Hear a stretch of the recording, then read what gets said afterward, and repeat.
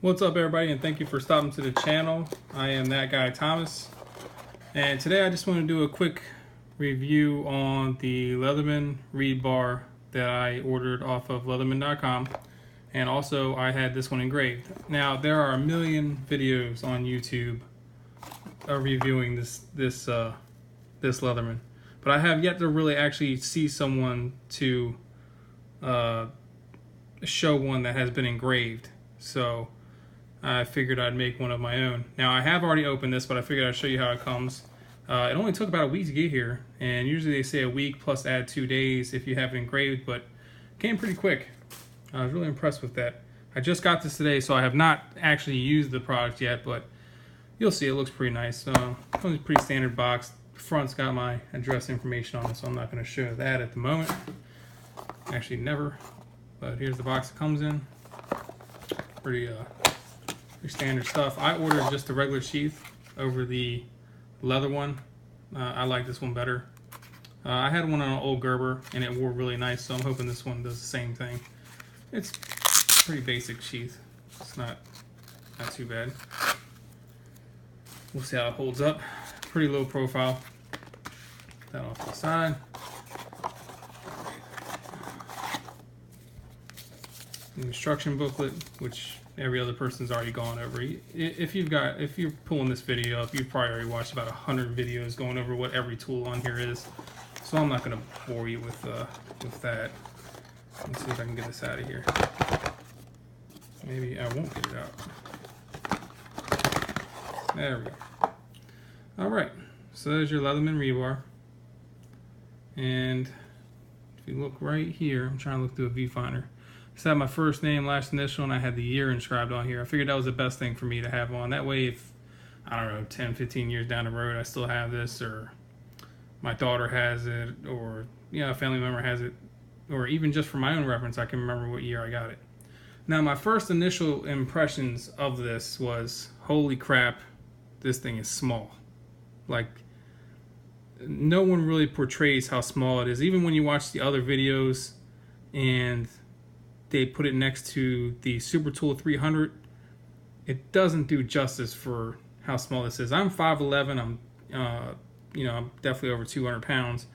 I don't even know I don't have anything close to me to really compare this to, but this guy is small. You know, remember, this is 4 inches. Now, I've wanted the smaller one because I'm going to be carrying this every single day. I didn't want a toolbox hanging off my side, but you know, it really doesn't weigh a lot. When I first got it, when I first opened it this morning, I was like, man, this thing is tiny. What am I gonna do with this?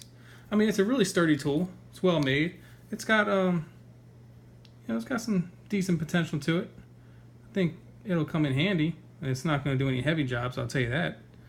I'm torn. I haven't used it yet, so I really don't know what it's capable of, but I mean, I'm an engineer. I've been an engineer for the last 13 years, professional for the last 13 years. And, you know, I was a mechanic before that, auto mechanic. So, you know, I've used a lot of multi-tools before, and this is by far the smallest one I've had. Part of me kind of regrets not getting the Super Tool 300. Now, like I said, this will be a good tool, and for the purposes of why I bought it, which is EDC, everyday carry, it's going to work fine. But for the same, you know, 20 bucks more, could have got the Super Tool. It's, you know, half-inch longer, a couple more tools, a little bit fatter. Yeah, maybe if I saw them both side by side, I think I probably would have got the Super Tool 300. But off that topic, this is a nice tool. You know, I've been really, you know, when you start researching these things because you're going to buy one, you start looking at everything. So, of course, I've looked at Victorinox, you know, Swiss Army knives, and you start noticing different things, like when I pulled this Leatherman out, how everything's not polished like the Victorinox is. You know, as other reviewers have said, you know, I watch a lot of Nut and Fancy's videos. He's got a pretty addictive channel. You just want to watch all his reviews on everything. He's so energetic. But this isn't a plug for him or nothing. But anyways, you know, when you pull tools out, they all come out together. Not a big deal, but you know, you look at the finish of them. Yeah, it's decent. It's nice. It'll get the job done. But then when you look at the Swiss Army knives, you know, I think the quality at least the finish quality might have to go with them. I ended up choosing the Leatherman just because this is all I was really looking for, and this kind of sold me. The changeable blades, I don't know why. That sold me on this. Plus the size and the money. You know, this was $67 with the inscription I got on it. That's not bad. It's a pretty good price. Like I said, Super Tool 300, another 20 bucks, you get that one.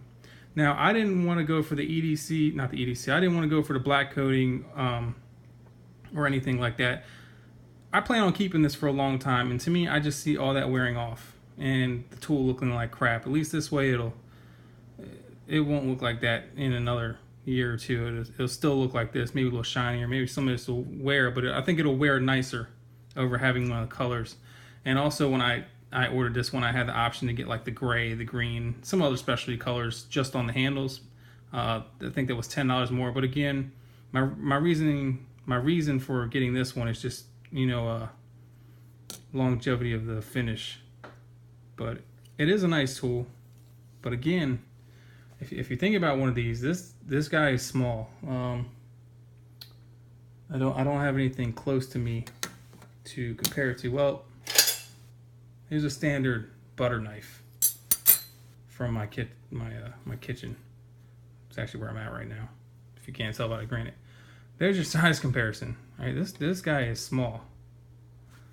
Really surprised me. I didn't think it was going to be this small. If I had seen him in person, like I said before, probably would have gone with the Super Tool 300. Now, since I got it inscribed, I can't return it. So I kind of shot myself in the foot with that.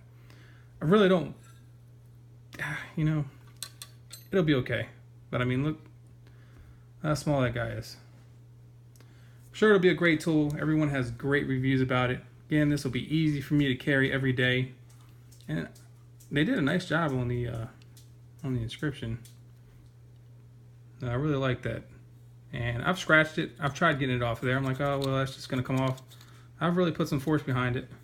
Seems to be on there really well. Doesn't want to come off. So that's good. I'll open everything up. I might as well. We're doing the video. You guys, like I said, if you're pulling this video up, this is probably one of the last videos in the whole YouTube series of watching rebar reviews. So you've seen all these tools a million times by now. But again, if you look up the Victorinox, you know, the Swiss Army knives, and you start looking at the finish of them, and then you start watching the plant videos and how they're made and the quality they stand behind them, blah blah blah blah blah. You know, Leatherman's good quality. None of this stuff's gonna really break on me. And then they back it. They have a really good warranty. So that doesn't bother me. Plus, for the price, you can't beat it for the price. That's it. Maybe I'll do a 1 month review or maybe a year review or something down the road on this. Let y'all know how it's doing. But that's it. If you have any questions, feel free to ask me, or you want me to shoot another video on another part of this, I'll be happy to do so. I'll see you all later.